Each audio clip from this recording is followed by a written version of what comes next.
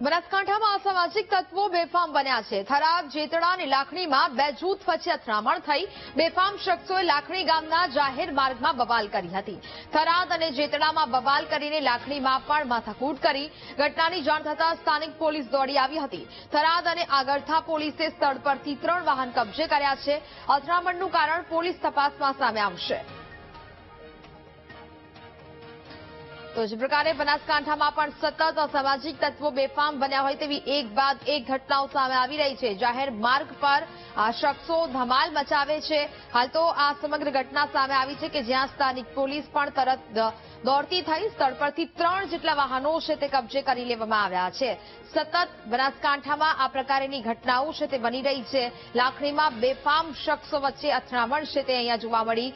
જાહેર માર્ગમાં શખ્સોએ બબાલ કરીને રસ્તો છે તે બ્લોક કરી દીધો હતો અને જે પ્રકારે અહીંયા આ દ્રશ્યો છે તે સામે આવ્યા કે જ્યાં 3 વાહનો પણ કબજે કરી લેવાયા છે।